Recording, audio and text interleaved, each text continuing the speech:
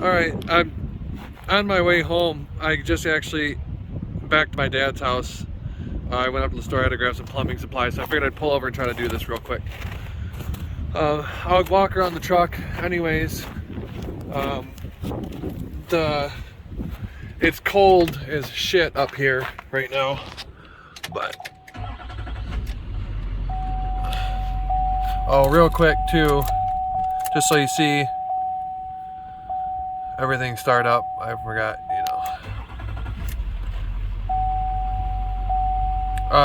this is off. I have the trim for it. It still tilts and everything, but about a month back, the remote start wouldn't work.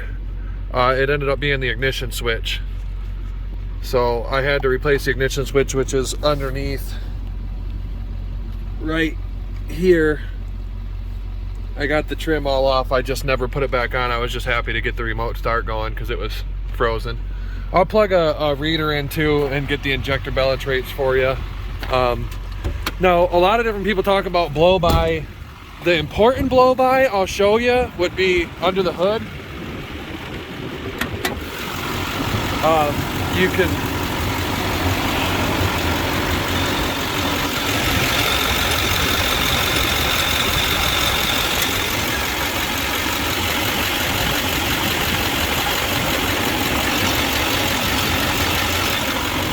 if there's ever a head gasket issue, there'll be pressure in your oil system or your coolant system.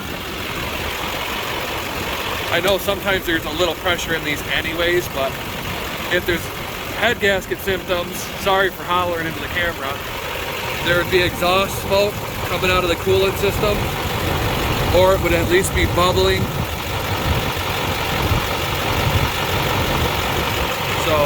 Or you put a cap on without screwing it and it would have enough pressure to at least float it, you know what I mean? I'm trying to steady the camera so you see it doesn't float or wobble. Same thing with the oil cap. You put the oil cap on, see if it floats or wobbles if you don't screw it in. I changed this and then this. I'll explain them to you in the truck when I can get out of the cold. Let's see here. I don't know if you can see, just as far as looking down the truck, dents wise.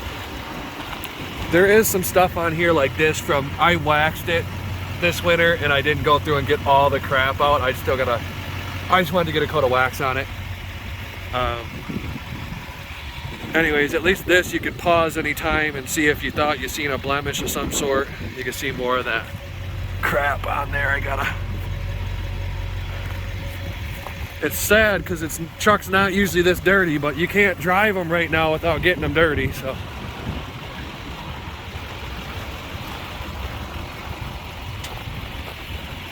Put down. It's just dirt.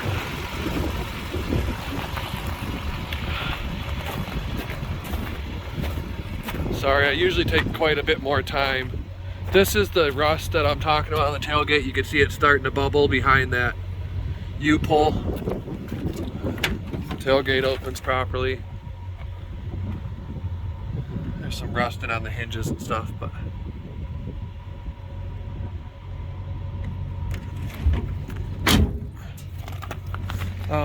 let's see, interior wise,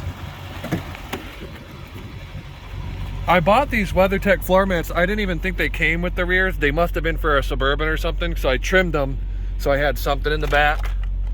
Let me move this stuff and then I'll go back.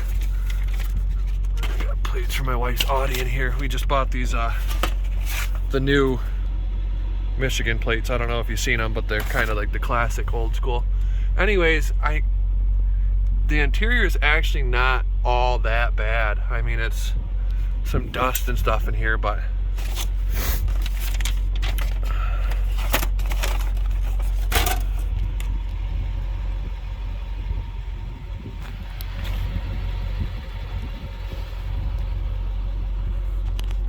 I'll try to show the other side too.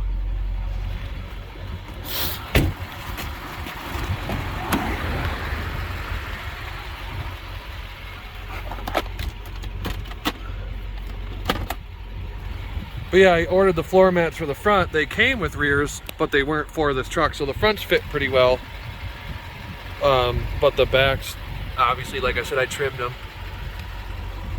See, the camera does make them look kind of brownish, but if you watch the video, you should be able to see there may be some dust and stuff on them that's making them look discolored, but not anything really in the fabric itself.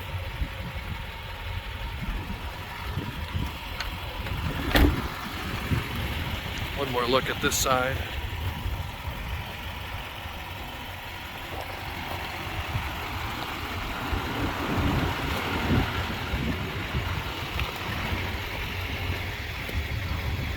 Okay.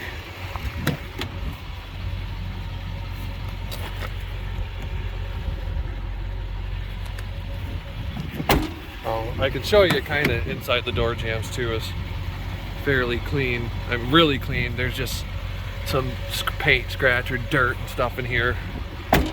Stuff that's gonna be there no matter what you do. There's dirt. See, this is the worst seat. There is a little wear right there from getting in and out.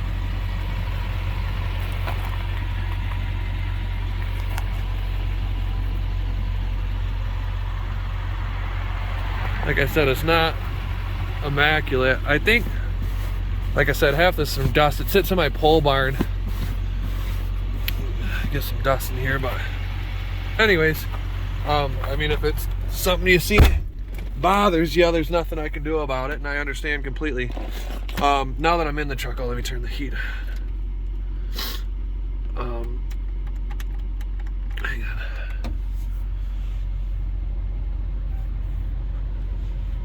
I'll show you a few things. Anyway, so the things under the hood, if you do the research, the intake mouthpiece for the turbo on the LLY was horrid. It was a pretty poor design for air passage.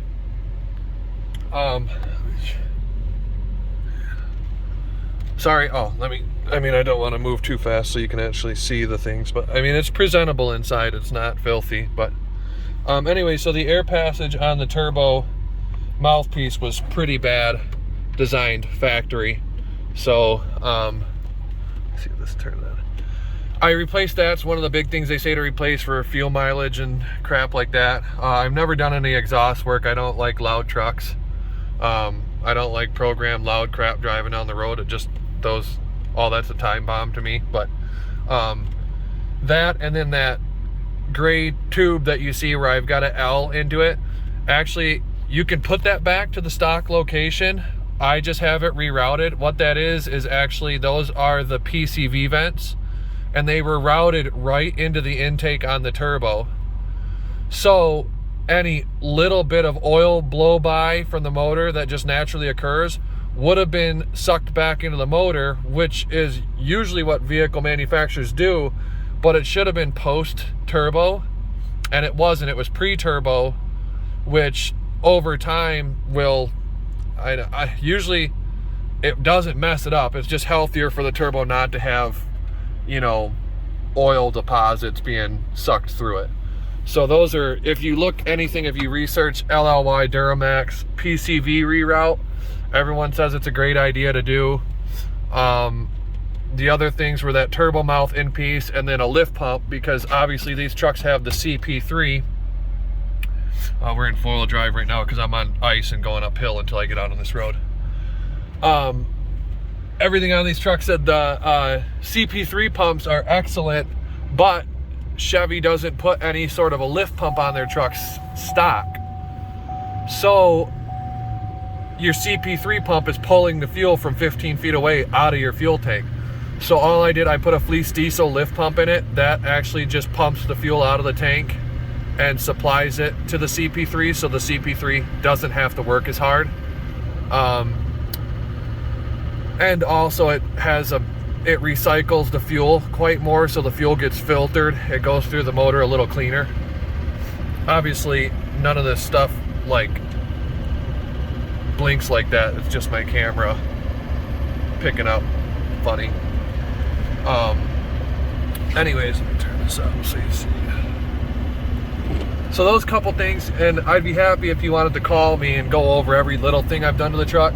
I also put a backup camera in, just because if I back up to the boat or something, it's way easier when I'm by myself to not get out 20 times. So that's wired in and kind of out of place, so it's not, I didn't want to like drill holes and put it anywhere someone would be bothered by ever. And then also the speakers in the truck, like this stuff really doesn't matter, but the stock Chevy speakers just sound like crap, and I listen to music, so I bought speakers out of a 2020 S-Class Mercedes and put them in these doors. They were the same diameter, so that way you have a higher quality music than the ripped old 20-year-old Chevy speakers. But like, I was intending on putting a lot of miles on this truck, so I went through and made it what I wanted. You know, speakers, backup camera, those types of little things that literally do not add value, but you appreciate them once you start driving the truck every day, that it isn't all ripped speakers, that if you back up to something you can see the trailer hitch. Anyway, I don't think I'm missing much. I know you kind of wanted to see the interior, and then I'll show you when I pull up. I've got a CTS scanner that shows quite a few things that I bought for diesels a long time ago, and I use it in any diesel truck I drive. It tells you your boost, your desired fuel pressure, and the actual fuel pressure, so you know if the CP3 or the lift pump's working properly. Tells you quite a bit of stuff. They're nice to have, very nice to monitor the truck. I'll go up here, I'll get on it hard, show you that it's got plenty of go, and also that the transmission shifts flawlessly through every gear. Here, I'm going to try to show this. When I get off the main highway, I'll be able to get this better, but right now, cruising 3 PSI a boost. I'll try to show you at wide open throttle. It builds properly. There's no check engine lights, no codes. I can't read balance rates until I pull over, so in a few minutes here I'll pull over and read you the balance rates. We've got a mile or so until I turn off this road, so just bear with me. If I can sag back, I'll show you that it kicks down properly, doesn't slip or rev up in the RPMs. Traffic's going pretty slow, but so I'll try to step on it for a second to show you the kick down, that the trans doesn't slip or anything, but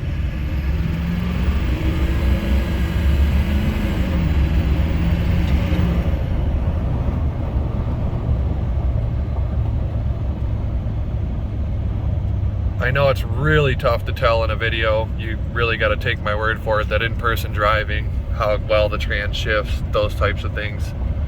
Also, I'm sure you'd understand that I'm not going to drive, you know, potentially 3 hours to have you jump in a truck that's going to have some sort of serious mechanical or transmission issue, where it literally would just be both wasting time. I don't want to waste my time or yours.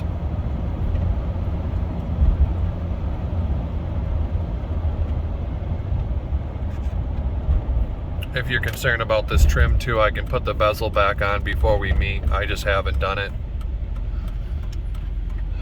Let's see here.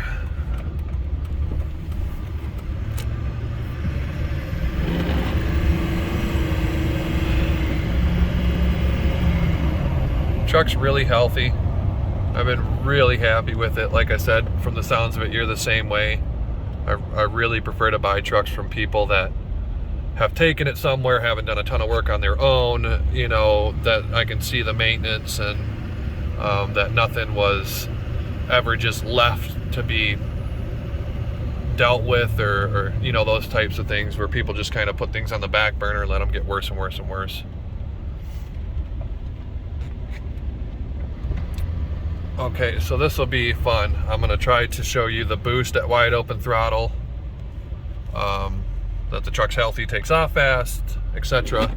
So if the camera gets shaky, just bear with me.